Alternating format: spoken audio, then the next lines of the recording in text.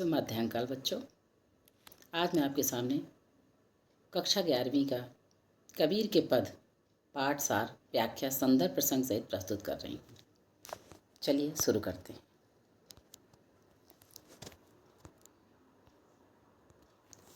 हम तो एक एक करि जाना, दुई कहें तिनहि को दो जन जिन नाहिन पहचाना। एकै पवन एक ही पानी, एकै ज्योति समाना। एकै खाक गढ़े सब भांडे, एकै कोहरा साना। जैसे बाढ़ी काष्ठ की काटे, आगिन न कटे कोई। सब घटी अंतरी लूही व्यापक, धरे स्वरूपै सोई। माया देखी के जगत लुभाना, काहे रे नर गरबाना। निर्भय भया कछु नहीं व्यापै, कहे कबीर दीवाना। इन पदों के अर्थ के बारे में अब हम देखते हैं। कबीरदास जी कहते हैं, हम तो एक एक कर जाना, दुई कहे तिनहि को दो जन जिन नाहिन पहचाना।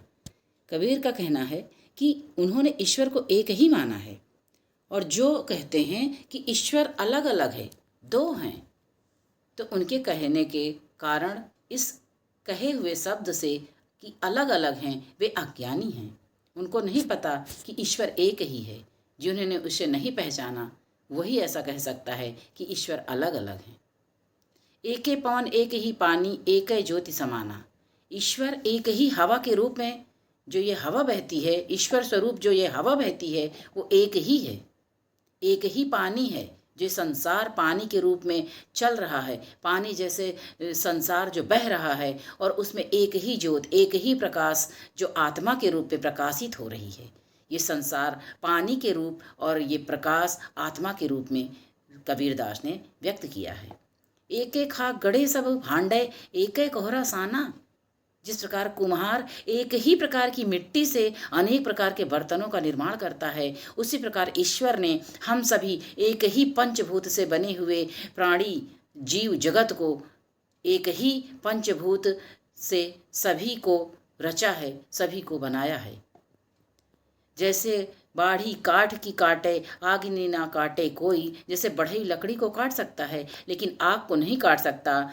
जैसे सब घटी अंतरी तू ही व्यापक, धरे स्वरूपै सोई। हे ईश्वर, तू शरीर में व्याप्त है, सब शरीर में व्याप्त है। इस संसार में जितने भी शरीर हैं, जितने भी प्राणी हैं, जितने भी लोग हैं, उन सब में तू व्याप्त है। वे सभी तेरा ही अंश हैं, और वही अलग अलग रूप धारण करते हुए तुमने ये अपनी रचना रची है कि सब अलग अलग प्राणी, अलग अलग जीव, अलग अलग जगत जो है, उन सब में, उनकी आत्मा में एक ही परमात्मा का वास है।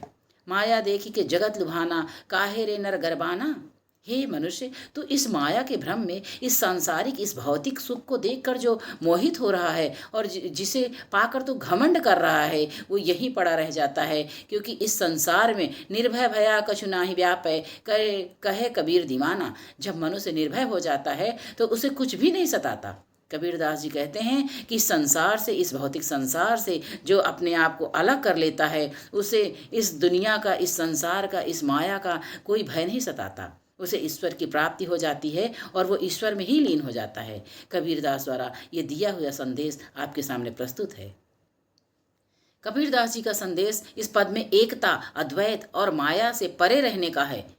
वे कहना चाहते हैं कि सब कुछ एक ही परम शक्ति से उत्पन्न हुआ है, और हमें इस सत्य को पहचानना चाहिए। माया के भ्रम में न पड़कर हमें निर्भय होकर जीवन जीना चाहिए।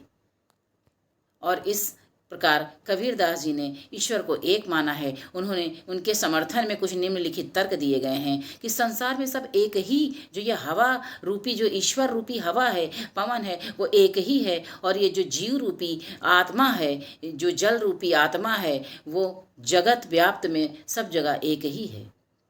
संसार में सब जगह एक ही पवन और एक ही जल है। सभी में एक ही ज्योति समाई है, और वो ज्योति आत्मा का रूप है। एक ही मिट्टी से सभी बर्तन बने हैं। जिस प्रकार सभी पंचभूत से सभी प्राणियों का जीव बना है, एक ही कुम्हार मिट्टी को सानता है, उसी प्रकार ईश्वर हमारे शरीर को पंचभूत से, एक ही तत्व से निर्मित करता है। सभी प्राणियों में एक ही ईश्वर विद्यमान है। भले ही प्राणी का रूप कोई भी हो, लेकिन हर प्राणी में, हर जीव जगत में उस ईश्वर का ही वास है। इस प्रकार ये प्रस्तुत पाठ आज समाप्त होता है। धन्यवाद।